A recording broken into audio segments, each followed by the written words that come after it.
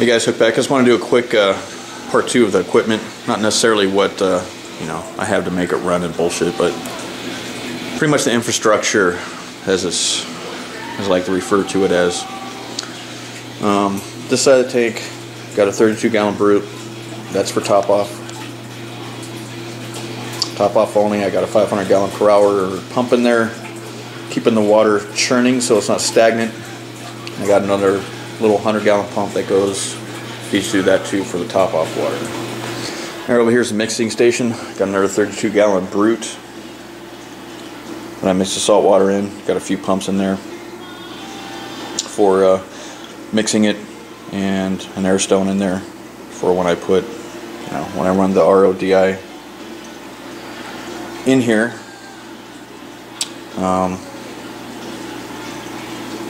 It's fresh water, and I aerate the crap out of it for a few hours before I even start adding salt to mix. And then there's another pump in there. This has a hose so I could fill the top off, which is the salt that I use, which is the Red Sea Coral Pro. Been using this for a while, ever since I noticed it was upgraded.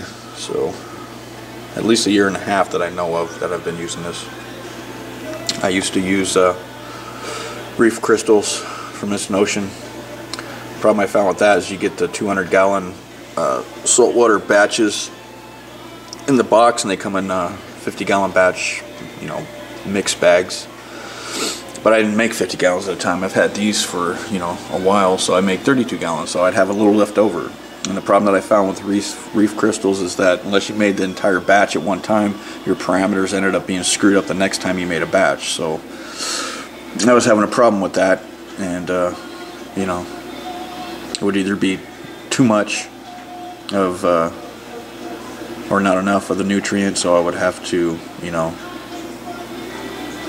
I don't know, the parameters just were fucked up. And with this stuff, it's not in separate bags, it's just in one bag in here, in a in one batch. You know, you just take your cup, and I kind of mix the salt before I mix the salt. You know, I'll roll the bucket, open it, and then scoop the salt around inside of there, and you know, then start adding it slowly into the 32-gallon over a course of, you know, I don't know. When I do a water change, it's pretty much like kind of a day's process, because I just don't dump all this in here. You know, probably 5 to 6 scoops at a time till I get the right salinity. So, and by the time I get the right salinity, the water's clear and it's ready to put in. So I can put it in and use it.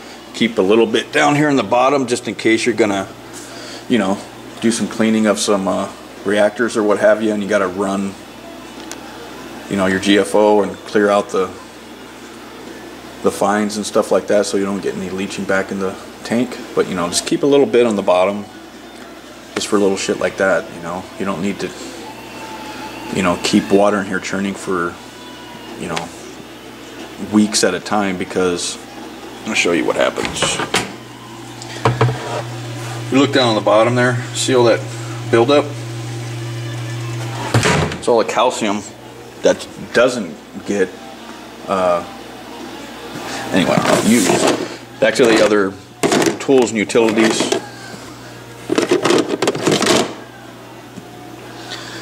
Refractometer. This is a Marine Depot version. Very inexpensive for compared to other crap that you pay for in this hobby, but very easy to use. I keep the little gel in there just to keep moisture out in the foam after you clean it and wipe it off. Really easy to calibrate. It's got a screw, got a little screwdriver. Put distilled water on here and calibrate it to 0 with the screwdriver. Real easy. Little dropper, so you can drop your seawater on there. Basically drop a few drops onto here. Look through there like a kaleidoscope, and tells you what your reading is. This is the little hand probe TDS meter. This is just for pretty much right now it's just backup and to double check the TDS meter that's on my RODI. Which is the next thing. As you can see, I got the tube for the RODI rinsing heel underneath the sink. I got a double sink in my bathroom and I don't use one side, so RODI is pretty much dedicated over here to this side. I rent this house, I don't own it, so I can't be poking holes and everything, so I didn't do the drain pop going through the drain here. I just ran the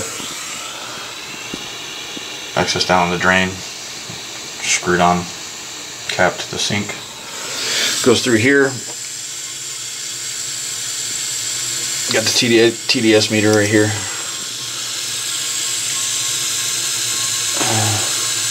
Just want to make up its mind if it's 0 or 1. Look at it tripping out. But anyway, that's why I have the other TDS meter, just to make sure. This is a filter direct RODI. Sediment filter, 2 sharp holes, goes up here into the DI resin, membranes up there. There's some debate over, horizontal lay or the vertical canister containers. You might hear some stuff that won't be efficient. The main thing is, as long as you're getting low TDS, and I replace these every year anyway, so I don't know. It's your own opinion. It works. Shoots out 0 TDS, and that's mainly what counts. So get careless about vertical or horizontal as long as it works. And I replace it every year anyway, so it doesn't matter if you want to get long-lasting. So yeah, that's basically an infrastructure as far as on the sides of the tank to make sure that I get my water changes, make sure I have my top off. Salt I use, refractometer, pure water. Pretty easy. I'll do another vid of just concentrated on the water change, my opinion on salts and what have you, but that's pretty much it for the extra equipment.